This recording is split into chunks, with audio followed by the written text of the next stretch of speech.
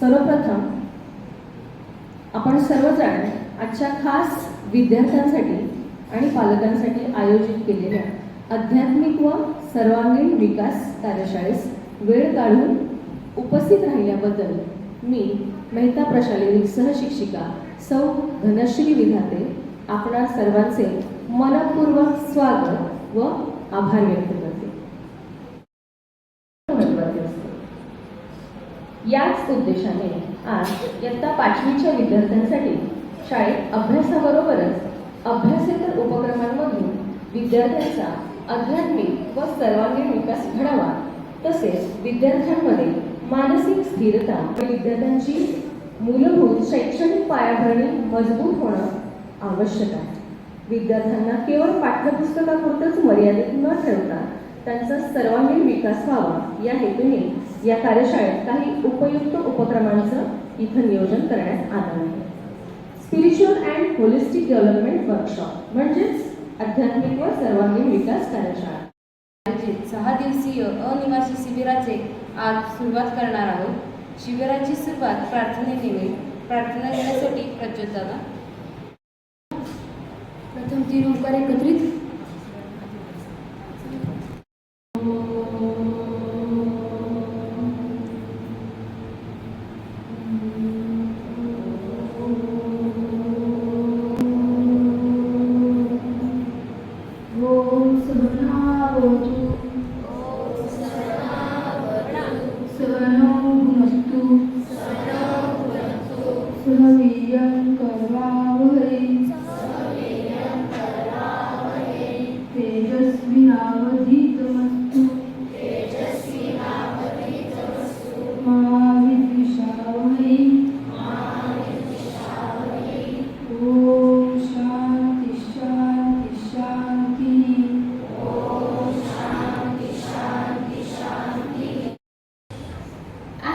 कार्यशाळेचे उद्घाटन सत्र 25 मे ते 30 मे असे हे 6 दिवसीय आपण ही कार्यशाळा घेणार आहोत। एकंदरीत सर्वांगीण व्यक्तिमत्व विकास करिता म्हणजेच शारीरिक, मानसिक, आध्यात्मिक, बौद्धिक आणि भावनिक अशा सर्व स्तरावर विकास होण्यासाठीचे ही कार्यशाळा।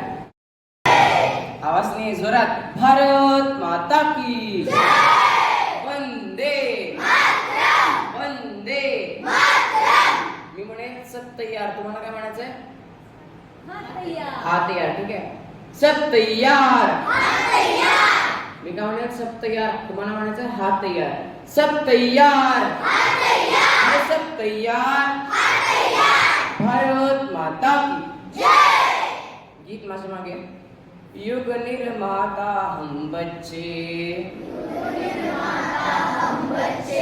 घोषणा जोरात देतं का नाही त्याच आवाजामध्ये गीत म्हणायचं। ठीक आहे, युग निर्माता हम बच्चे, कल की आशा हम बच्चे, हम बच्चे, युग निर्माता हम बच्चे, कल की आशा हम बच्चे।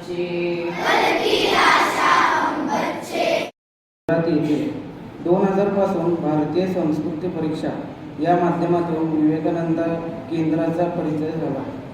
बडोदा येथे सहनगर प्रमुख व नगर प्रमुख असे दायित्व पार पाडले। लग्नानंतर सोलापूर येथे वास्तव्य, शिक्षण BSc होम सायन्स, सोलापूर एज्युनेस्टी शिशुशाळा व पालनाघर, विवेकानंद केंद्र मातृत्व योग या उपक्रमात सहभाग। धन्यवाद।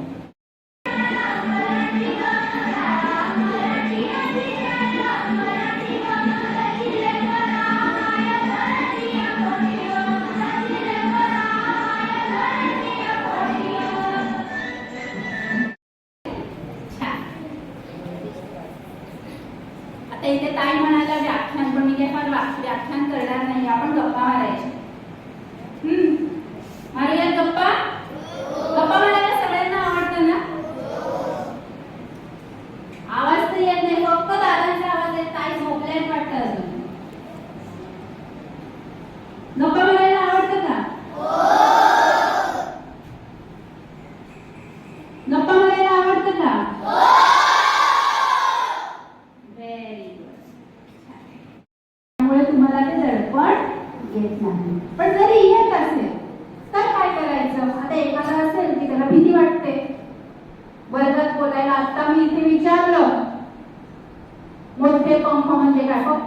एकच दादा बोलला मला आणि तिथे ती एकच ताई बोलली, बाकी कोणीच बोललं नाही.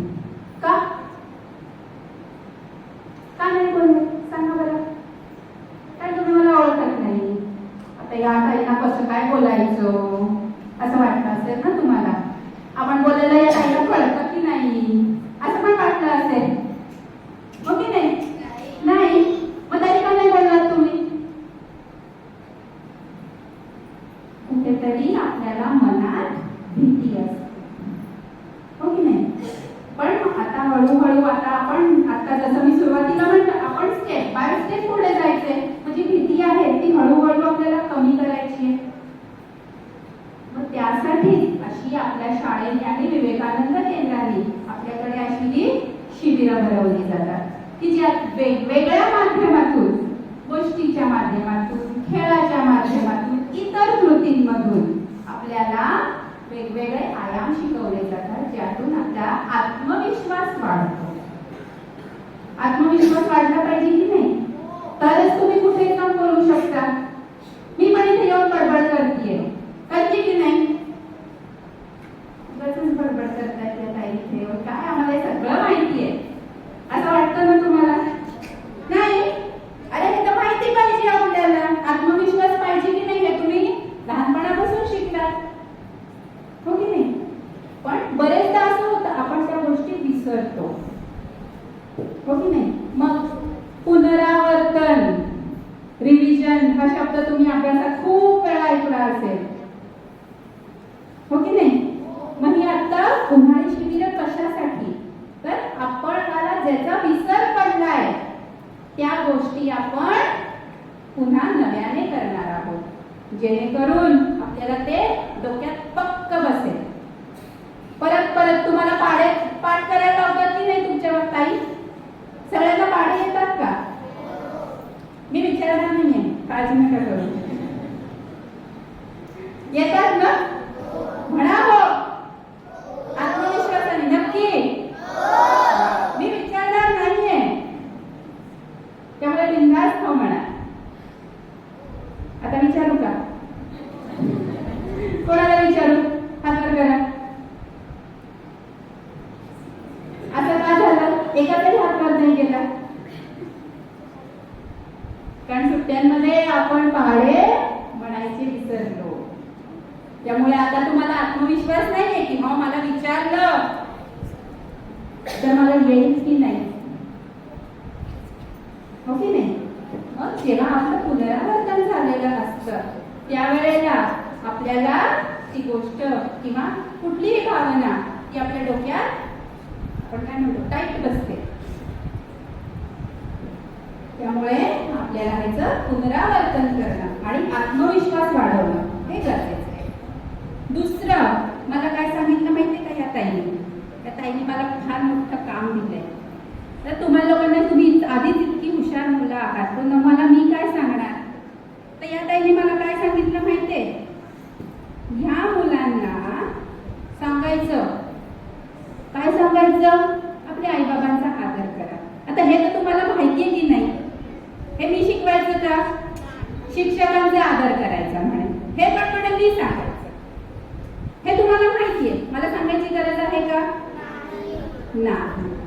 पण आईबाबांचा आदर करणं तर महत्वाचं आहे. का करायचं सांगा बरं? आई बाबा आपल्या सगळ्यांना वस्तू आणून देतात म्हणून आईशी छान बोलायचं. आई छान आपल्याला जेवायला मस्त भाजी बनवून देते, डबा छान माझ्या आवडीचा करून देते म्हणून करायचं का? मग का करायचं? तुम्हाला काय वाटतं? आई बाबांचा आपण म्हणतो आई बाबांना we should respect our parents. मग का करायचं?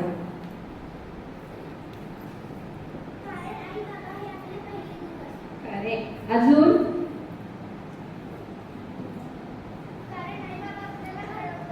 घडवतात. बरोबर. मग घडवतात म्हणजे काय करतात?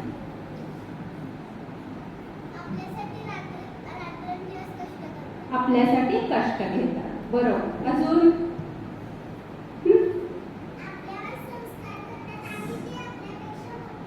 बरोबर. येस. आता दादा सगळं ताईच बोलतायत, आता दादा गप्प बसले. दादाचं कौतुक केलं की लगेच दादा हवेत. काय बोला?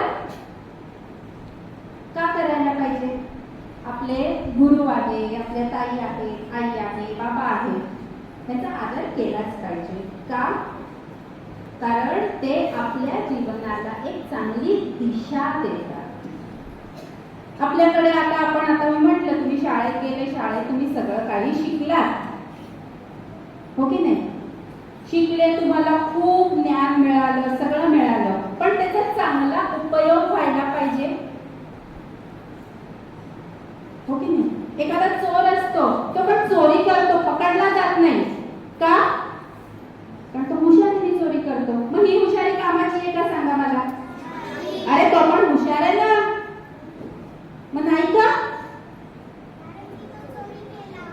अरे पण त्याला पैसे मिळाले की, आणि पकडला पण नाही गेला, मग येस, त्यांनी चुकीचे काम केले आहे, हो की नाही? मग आपल्याला पण आपलं जे ज्ञान आहे ते चांगल्या कामासाठी वापरायला पाहिजे. ही दिशा आपल्याला कोण देतं? आपले आई बाबा, हो की नाही? आई वडील दोघे, हो ना?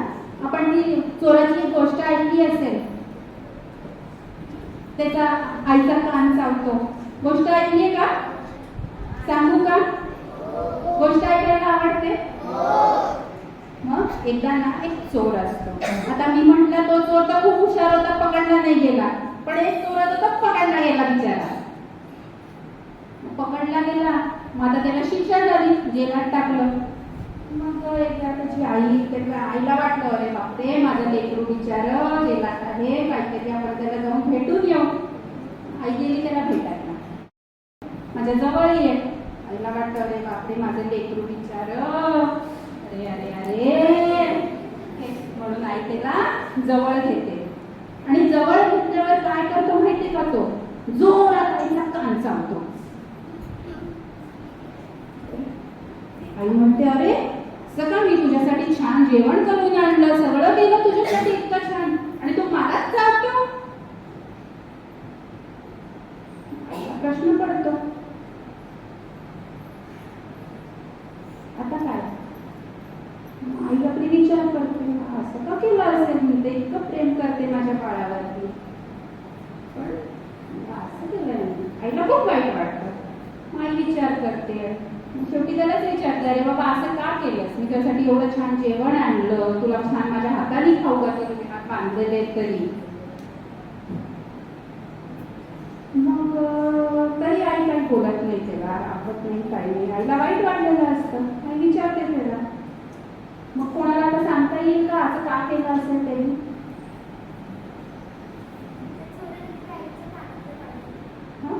चोरांनी आईच्या कानातलं काढून घेतलं. बरं, म्हणजे तो चोर होता, त्यांनी पुन्हा चोरी केली, हो. बरं, अजून कोणाला काय वाटतं?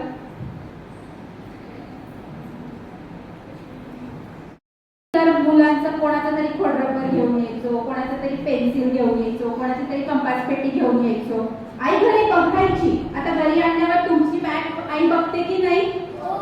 बघितल्यावर काही नवीन दिसलं तर आई विचारते ना, अरे आज हे खोडरबर कुठून आणलं? विचारते ना? हा, मग तुम्ही सांगता, मग आज शाळेमध्ये ना या दादाचा वाढदिवस होता, म्हणून त्यांनी सगळ्यांना आम्हाला पेन्सिली वाटल्या, म्हणून माझ्याकडे ही नवीन पेन्सिल आहे. सांगता की नाही? त्या मुलाच्या आईनी लक्ष दिलं नाही. तो कोणाचाही पेन्सिल घेऊन यायचा, कंपास पेटी घेऊन यायचा. मग सुरुवात पूर्ण झाली, एका पेन्सिलीपासून झाली, पण हळूहळू करत तो मोठ्या चोऱ्या करू लागल्या. आणि म्हणून आज त्याला त्याच्या आईचा खूप राग आला की आई हे संस्कार करू शकत होती की नाही? करू शकत होती, पण ती आई नाही. पण तुझी आई असं करत नाही ना? नाही. तुम्ही चुकलात की आई काय करते? समजावून सांगते. अजून काय करते? धपाटे घालते का? कोणाकोणाची आई धपाटे घालते? Very good. आणि बाबा? बाबा नाही. काय बाबा? म्हणजे आईच विलन आहे बाबा तरी. सगळेच डिसिजन जर आपण घेत गेलो तर मुलांना टेकिंग हा जो आस्पेक्ट आहे हा कदाचित कळणार नाही. तर मुलांना चॉईसेस दिले पाहिजे, पण सगळेच डिसिजन्स आपण न घेता त्यांच्यासाठी ॲव्हेन्यूज आपण ओपन करून दिले पाहिजे. तर हे पण एक खूप महत्त्वाचं आहे पॅरेंटिंगसाठी. पुढचं आज इथे आपण एक एक टप्प्याने सगळं शिकतोय. तर हे कशासाठी? तर आपल्याला आपल्या जीवनाला दिशा द्यायची आहे, हो की नाही? पण बरोबरीने हे सगळं कशासाठी? तर आई बाबांचं आपण म्हणतो ना, मेरे लाल ने मेरा नाम रोशन किया, है ना? आजकल लाल ने लाली भी करती है, हो ना? तर हे तर करायचंच आहे. पण आपण इथे विवेकानंद केंद्रात एक वाक्य आपण म्हणतो, मनुष्य निर्माण ते राष्ट्र पुनरुत्थान. म्हणजे काय? मनुष्य आणि राष्ट्र. आता ह्याचा काय संबंध? राष्ट्र म्हणजे काय? देश, हो की नाही? आता मी इथे उभी आहे आणि मी म्हणते मी देशाचं काम करते, मग मी नक्की काय करते? आपण देश सेवा म्हणजे आपल्याला डोळ्यासमोर कोण कोण येतं? तर झाशीची राणी येते, भगतसिंग येतात, शिवाजी महाराज येतात, राणा प्रताप येतात. येस. पण मग आज माझ्या समोर ना मुघल आहे ना ब्रिटिश आहे, मग मी काय करायचं? हो की नाही? तुम्हाला म्हटलं देश सेवा करायची म्हणजे आता तुम्हाला प्रश्न पडेल, मी काय करू? मी कोणाशी जाऊन लढू? हो ना? मग एखादं छोटंसं कार्य हे पण राष्ट्रसेवा असू शकते. मी एक छोटीशी गोष्ट सांगते तुम्हाला. काही वर्षांपूर्वी आपल्या इथे एक प्रसिद्ध उद्योजक होते. ते ना जपानला गेले. जपान देश माहिती आहे ना सगळ्यांना?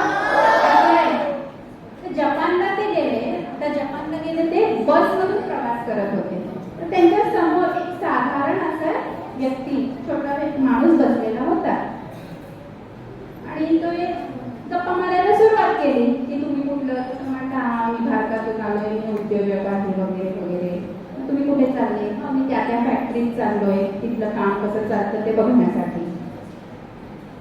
मग त्याला विचारलं तू काय करतो? हा, अरे मी तर त्या फॅक्टरीमध्ये काम करतो, मी तिथे सफाईचं काम करतो. वा वा, छान छान. म्हणे तुम्ही माझ्याच फॅक्टरीत जाताय. गप्पा सुरू होतात. थोड्या वेळ तो बोलतो आणि मग थोड्या वेळाने थांबतो आणि त्यांना विचारतो की मी थोडंसं माझं काम करू का? म्हणतात हो कर रे बाबा, काय तुला काय काम करायचं ते कर, माझी काय हरकत असणार आहे. मग तो हळू स्वतःची बॅग उचलतो आणि बॅगेतनं काय काढतो माहितीये का? एक छोटीशी सुई आणि एक दोरा काढतो. ते विचारतात सुई दोरा घेऊन इथे काय करणार बसमध्ये? तो हळूच थोडासा सरकतो सीटवरनं आणि तिथे बसलेला असतो, तिथे सीट थोडीशी उसवलेली असते. तो काय करतो? ती सीट सुई दोऱ्याने शिवून टाकतो. मग ते उद्योगपती असतात ते विचारतात त्याला, अरे तू काय करतोय? हे तुझं काम थोडी आहे. जे बसचं मेंटेनन्सचं जे काम करत असतील त्यांचं काम आहे, ते करतील. म्हणजे 2 दिवस झाले बघतोय, कदाचित त्यांना लक्षात नसेल आलं कारण हे छोटंसं भोक आहे, पण ते खूप मोठं होण्याआधी शिवून टाकलेलं बरं. ते म्हणतात हो पण ठीक आहे ना, ते त्यांचं काम आहे, त्यांना लक्षात येईल तेव्हा ते करतील ना, तू कशाला करतो? मग तो म्हणतो नाही साहेब, की तुम्ही आज परदेशातून माझ्या देशात आले आहात, मी आज तुम्ही माझ्याच फॅक्टरीत जाणार आहे, तुमच्या आधी मी ह्या सीटवरनं उठणार आणि मी उठल्यानंतर हे भोग तुम्हाला दिसेल आणि मग तुम्ही भारतात जाऊन काय सांगणार? जपानमधल्या बसच्या सीट फाटक्या असतात की जे मला नाही चालणार. माझ्या देशाचं नाव इतर देशामध्ये चांगलंच राहिला पाहिजे. स्वच्छ ठेवू शकतो. वर्गात जर तुम्ही घाण केली, घाण एका मुलाने केली, पण शाळेत काय बातमी पसरणार इयत्ता चौथी अगदी घाणेरडा वर्ग आहे. अस्वच्छ, सगळ्या बेंचेस कशा वेड्या वाकड्या असतात. बदनामी कोणाची झाली? पूर्ण वर्गाची झाली. पण जर प्रत्येकाने आपलं आपलं काम नीट केलं असतं, वेळेच्या वेळी पेन्सिल नीट ठेवल्या असत्या, तुम्ही पेन्सिल शार्पन करता, पेन्सिल शेविंग व्यवस्थित डस्टबिन मध्ये टाकले, तर काय होईल? तुमचा वर्ग स्वच्छ राहील. चौथीचे सगळे वर्ग स्वच्छ राहिले, पाचवीचे सगळे वर्ग स्वच्छ राहिले, असे करत सगळेच वर्ग स्वच्छ राहिले, तर उद्या लोक काय म्हणतील? मेहता शाळा, अरे वा, इतकी सुंदर स्वच्छ शाळा, मेहता शाळेसारखी शाळाच नाही पूर्ण सोलापुरात. तर आपला समाज चांगला होऊ शकतो, हो की नाही? घरात पण तुम्ही तुमच्या वस्तू जर व्यवस्थित ठेवल्या तर काय होईल? घर स्वच्छ राहील. मुख्य म्हणजे आई कटकट करणार नाही. जसं APJ अब्दुल कलाम, आता जसं उदाहरण दिलं, झाशीची राणी लक्ष्मीबाई, स्वामी विवेकानंद यांचीही पावलेही तुमच्यासारखीच कधीतरी छोटी होती. त्यांच्या विचारांचे पंख मोठे होते आणि त्यांनी संपूर्ण जगावर आपली छाप टाकली. या 5 दिवसाच्या शिबिरात आपण पण तेच पंख मिळवणार आहोत. आपण टप्प्याटप्प्याने हे सगळं शिकणार आहोत. ठीक आहे? आता जसं दादांनी म्हटलं, मला उत्तर द्यायचंय सगळ्यांनी. सब तैयार? विसरली क्या? सब तैयार? सब तैयार. भारत माता की श्रुती बागेवाडी मॅडम, आमच्या प्रश्नाचे मुख्याध्यापिका, आजचे अतिथी माननीय सौ मैथिलीताई कुलकर्णी आणि उपस्थित असलेले सर्व पालक विद्यार्थी, मी सौमती कुलकर्णी, सर्वांना नमस्कार माझा. आजचा शिबिराचा पहिला दिवस, तरीही बहुसंख्य संख्येने आपले पालक उपस्थित आहेत, त्याबद्दल सर्वांचे आभार. मैथिलीताईंनी अत्यंत सुंदर पद्धतीने गोष्टीच्या रूपात म्हणा, महान व्यक्तींची उदाहरणं देऊन, अगदी छोट्या छोट्या कुठल्या तरी कथेमधून तुम्हाला अत्यंत सुंदर पद्धतीनं आपण कसं वागलं पाहिजे, आपले संस्कार कसे असले पाहिजे, पालकांचं काय कर्तव्य आहे, अगदी व्यवस्थित समजावून सांगितलं. त्यांच्या छोट्या छोट्या गोष्टीतून आपण खूप काही शिकू शकतो. त्याबद्दल मैत्रिणींचे मनापासून आभार मानते. पालकांचे मनापासून आभार. अगदी मुलांना सोडण्यापासून ते निर्णय आणण्यापर्यंत आणि सगळ्या त्यांच्या छोट्या छोट्या गोष्टींकडून लक्ष ठेवून त्यांच्याकडून काम करून घेतात. आणि आजचा पहिला दिवस असून सुद्धा तुम्ही इतक्या संख्येने उपस्थित राहिला, त्याबद्दल पालकांचे मनापासून आभार. मुलं शांततेने बसून सर्व काही ऐकून घेतात आणि या सगळ्या गोष्टी आपण रोजच्या रोज करणार आहोत. शिबिरात ज्या प्रकारे तुम्ही शिकतायत, घोषणा शिकल्यात किंवा कथा तुम्ही ऐकल्यात, कथा सांगण्याचा सुद्धा प्रयत्न करणार आहात. आता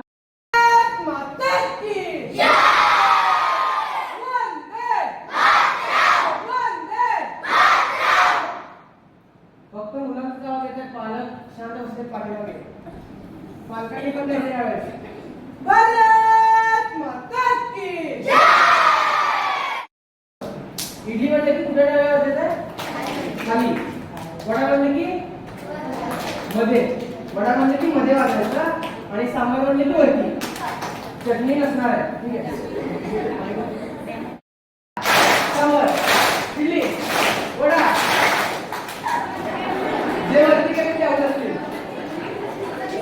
जे वरती केले ते हाताची कडी करून असतील. इडली, सांबार, वडा, सांबार, ते नाही करायचं. ठीक आहे? एवढंच करायचं. सांबार, इडली, वडा, सांबार. काय करा ना, हा डेमो होता. आता जे आवडत ते हाताची कडी करून बसतील आणि ह्यात अजून एक 20 वडा, सांबार, इडली, वडा. जे वरती गेले ते आवडत असतील, जे वरती गेले ते हाताची कडी करून बसतील. इडली, सांबार, वडा, सांबार. जे मध्ये केले ते पण आवडत असतील. इडली